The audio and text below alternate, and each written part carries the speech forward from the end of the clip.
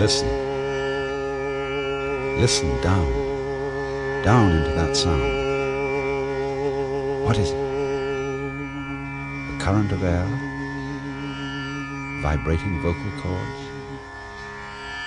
Your own eardrums? Something running in your head? It's all of these. But go still deeper. This sound is you vibrating. And who are you? Don't give me your name, address, and occupation. You know that's just a mask, a front, a big act. Who puts it on?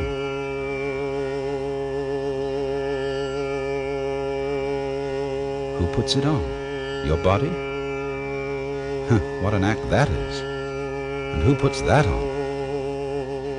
Your father and mother? Did they put you on? Come off it.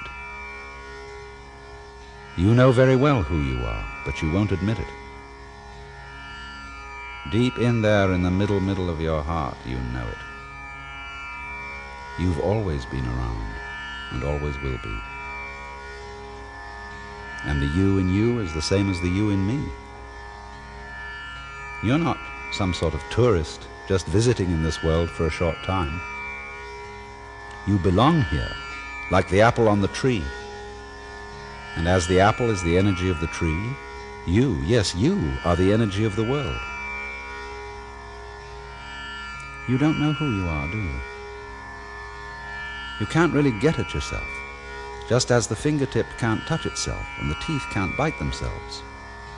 And that's because you, the far in you, is what we call Brahman, the self of the universe, the witch than which there is no witcher, the heart and foundation of all that's going on. You think you're going to die someday. Yes, that's because every now and then you have to go off so that you can know you're on. You can't have an up without a down, or a back without a front, or a light day without a dark night. The whole thing is pulse.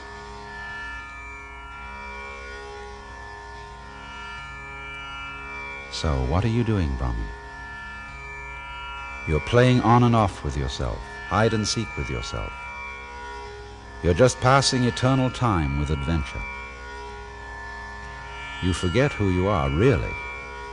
Every now and then, you make like you're just a John Doe or a Mary Smith, or a butterfly, or a worm, or a star, and that you're lost in the middle of a big, big outside world that isn't you, that you don't understand and that you don't control. Of course. There has to be something else, something other, to bring out the feeling that you are you. And so that you can feel really you, that outside world has to feel really strange, different, weird. You old trickster. Deep down in, you know the whole bit. And therefore what you want is a surprise. So you have to let things get out of control. You have to feel lost and lonely to know you as you. And you play the thing out by inventing lusts and loves, fears and terrors, gnawing anxieties and screaming mimes. Also you can imagine, it's not really me, it's it that runs the show. But our secret is, as we say, tattvamasi. You are it. You are running the show by not letting your right hand know what your left is doing, by making like there's a whopping great split between what you do and what happens to you. And this is what we call Maya, the great illusion, and Leela, the play, the big act. And you don't just play your game with such simple elements as on and off, black and white, or life and death. To seem as real can be, this world that you are playing must be so complicated that you can't figure it out. Especially if you're using figures to figure it.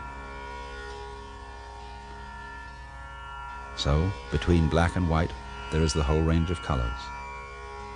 between thunder and silence the whole scale of tones, and between something and nothing, between a smashing fist on the face and trying to touch air, there are all the textures of feeling: burning, throbbing, pushing, hugging, fondling, tickling, kissing, brushing, and light wind on the skin.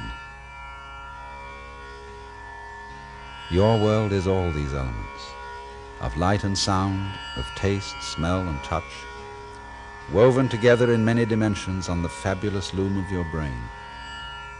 Your brain, the most complicated thing in the world, which you yourself grew without even thinking about it.